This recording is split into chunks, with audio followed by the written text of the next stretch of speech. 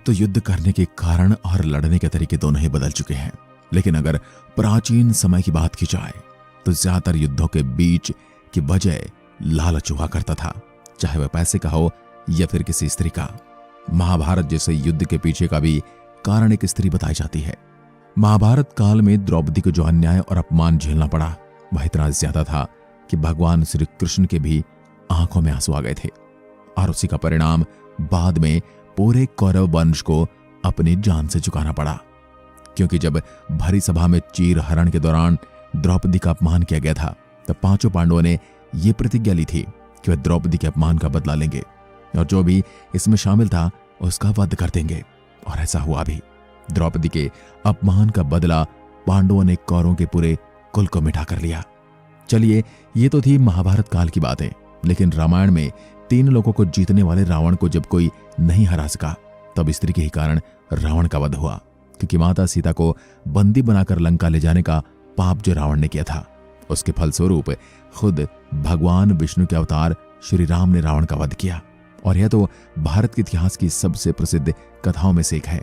जिसके अलावा भी ऐसी बहुत सी कथाएं हैं जिसमें हमें पता चलता है कि कैसे स्त्री से जुड़े विवाद ने पूरे कुलों का ही सर्वनाश कर दिया है, जिससे बड़े बड़े महारथी और यहां तक कि देवता भी बच न सके।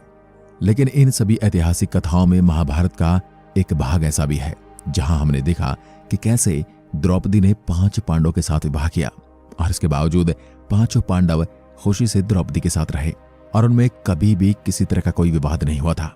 और द्रौपदी के 5 पांडवों के साथ विवाह के बारे में जानकर हमारे मन में भी ये सवाल आता है कि आखिर ये क्या कारण थे जिसके चलते 5 पांडवों की एक पत्नी होने के बावजूद भी उनमें द्रौपदी को लेकर कभी कोई झगड़ा नहीं हुआ। आखिर वह कौन से नियम थे जिससे 5 पांडव द्रौपदी के साथ अपना समय व्यतीत करते थे? तो आज के इस वीडियो में हम इन्हीं सब सवालों का जवाब देने आए हैं। आप देख रहे हैं mystery of God YouTube channel. तो चलिए शुरू करते हैं और सबसे पहले द्रौपदी के बारे में जानते हैं। पौराणिक ग्रंथों में लिखा है कि द्रौपदी राजा द्रुपद की बेटी थी, जिसका जन्म यज्ञ से हुआ था, यानी द्रौपदी हवन कुंड से निकली थी। राजा द्रुपद को अपनी बेटी द्रौपदी से काफी ज्यादा प्रेम था, जिसके कारण वह इसकी सभी इच्छाओं को पूरा करते थे। और जब विवाह का समय आया तब भी राजा द्रुपद चाहते थे कि उनकी बेटी द्रौपदी का विवाह दुनिया के सर्वश्रेष्ठ योद्धा से हो, जिसके लिए उन्हें बहुत बड़ा स्वयंवर भी रखा था। और स्वयंवर के दौरान पानी में देखते हुए ऊपर घूम रही मछली की आंख को छेदते हुए अर्जुन ने स्वयंवर जीतकर द्रौपदी से विवाह किया था। पर बाद में अनजाने में पांडवों की मां कुंती के मुख से निकले शब्दों का मान रखने के लिए द्रौपदी को 5 पांडवों से विवाह करना पड़ा था। वैसे ये कथा भी काफी ज्यादा प्रसिद्ध है।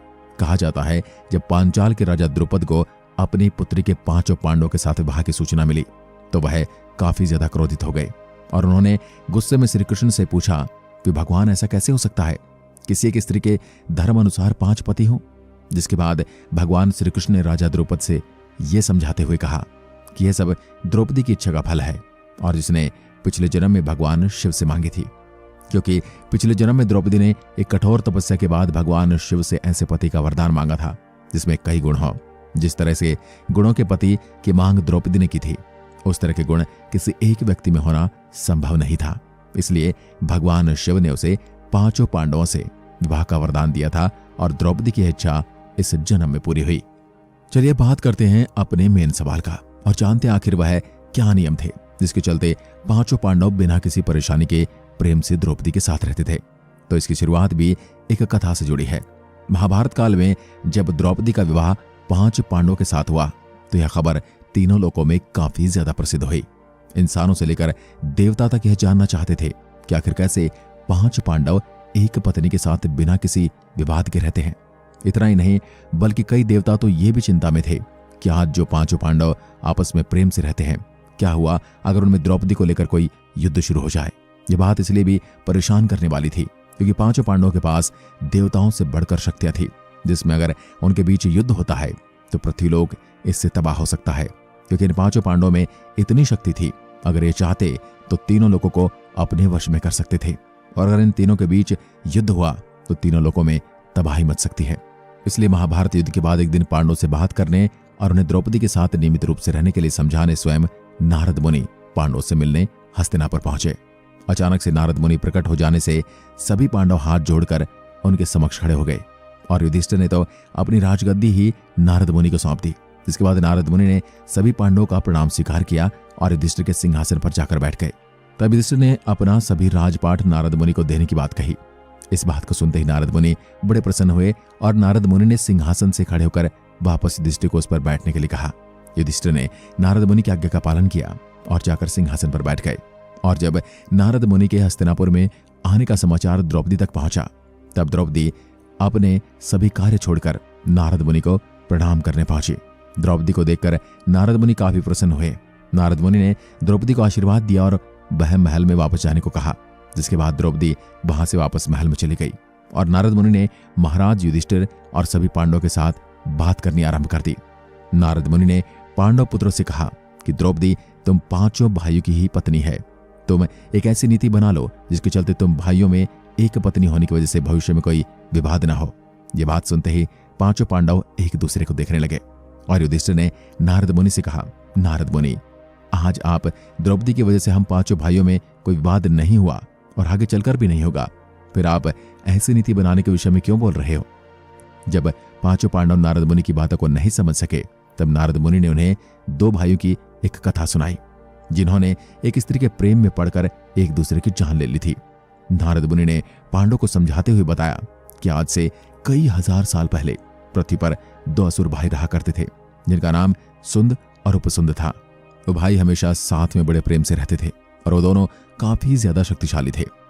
लेकिन तीनों लोगों पर अपना अधिकार जमाने के लालच में उन्होंने ब्रह्मदेव की बड़ी तपस्या कर एक वरदान हासिल किया, जिसमें उन्होंने ब्रह्मदेव से पहले तो अमृत का वरदान मांगा, लेकिन ब्रह्मदेव के मना कर देने पर उन्होंने ब्रह्मदेव से वरदान मांगा कि उन्हें उन दोनों के अलावा कोई दूसरा न मार सके, और यह वरदान ब्रह्मदेव ने उन्हें दे दिया।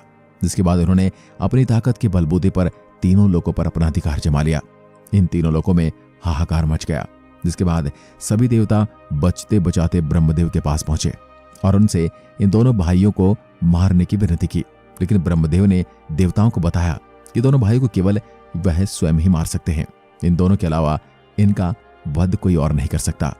और यह काफी बड़ी समस्या थी, क्योंकि जो भाई एक दूसरे से इतना प्रेम करते थे, एक दूसरे के बिना भोजन भी ग्रहण न करते थे, ऐसे भाई एक दूसरे की जान कैसे ले सकते हैं? इस परेशानी को हल करने के लिए ब्रह्मदेव ने विश्वकर्मा को बुलाया और उन्हें एक बेहद ही सुंदर कन्या बनाने को कहा, जिसके मोह में आकर ये दोनों भाई पागल हो जाएं और एक दूसरे की हत्या के लिए तैयार हो जाएं। ब्रह्मदेव की आज्ञा सुनकर विश्वकर्मा ने एक ऐसी कन्या का निर्माण किया जो दुनिया भर के मोतियों की सुंदरता से बनी थी। सुंदरता इतनी ज्यादा थी कि वह अपनी सुंदरता से देवताओं को भी मोहित कर सकती थी। मोतियों से सुंदर इस कन्या को ब्रह्मदेव ने तिलोत्तमा का नाम दिया और उसे पृथ्वी पर जाकर उन दोनों को अपने रूप में फंसाने का आदेश दिया। इस दौरान सुंद और उपसुंद पृथ्वीलोक पर अपने राज्य के वैभव का आनंद ले रहे थे। इसी तरह जब एक दिन दोनों भाई वन में घूम रहे थे, तब उनकी नजर विंध्य पर्वत पर लाल वस्त्र पहने खड़ी एक सुंदर कन्या पर पड़ी जो तिलोत्तमा ही थी। तिलोत्तमा की सुंदरता को देख दोनों भाई पूरी तरह से मोहित हो गए और उन्हें किसी और चीज का ध्यान ही नहीं रहा। वे दोनों पर्वत पर पहुंचे और तिलोत्तमा से प्रेम की इच्छा जताने लगे, जिसके चलते सुंद ने तिलोत्तमा का दायां हाथ पकड़ लिया और असुंद ने बायां हाथ पकड़ लिया। तिलोत्तमा की सुंदरता को देख दोनों भाई उसे अपनी आंखें नहीं हटा पा रहे थे। इसके बाद सुंद ने असुंद को बोला कि ये मेरी पत्नी है और ये तुम्हारी मां के समान है। जिसके बाद उपसुंद बोला, ये मेरी पत्नी है और ये तुम्हारे लिए बेटी के समान है। बहुत देर तक ऐसे ही क्रोध में वाद विवाद करने के बाद जब वह दोनों किसी नतीजे पर नहीं पहुंचे, तो इनके बीच एक घमासान युद्ध छिड़ गया और तिलोत्तमा ने भी कहा कि युद्ध में जो जीतेगा वह उसी से विवाह करेगी। जिसके बाद यह युद्ध इतना ज्यादा बढ़ गया कि दोनों ही भाइयों ने एक दूसरे को अपनी शक्तियों से मार डाला। और इस तरह जिन भाइयों में आपस में प्रेम था, उन्हें देवता तक भी नहीं हरा पाए थे, वह एक स्त्री के मोह में पड़कर उन्होंने आपस में एक दूसरे को ही खत्म कर दिया। इसके बाद ही पांचों पांडवों की बात समझ में आ गई कि उन्हें भी द्रौपदी के साथ रहने के लिए कुछ नियम तय करने होंगे, ताकि उनके बीच कभी भी किसी तरह की विवाद की कोई संभावना न हो।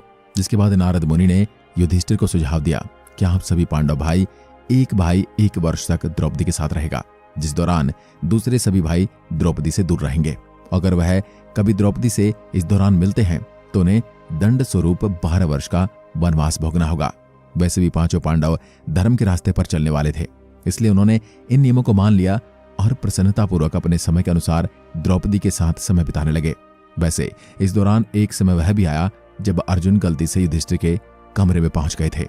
तब यह युधिष्ठिर और द्रौपदी एक साथ बैठे थे, जिसके बाद दंड स्वरूप अर्जुन को 12 वर्ष का वनवास भी भोगना पड़ा था। पर यह नियम इतना ज्यादा कारगर था कि इन 5 पांडवों के बीच कभी भी द्रौपदी को लेकर कोई विवाद नहीं हुआ और सभी ने एक साथ खुशी से अपनी जिंदगी बिताई।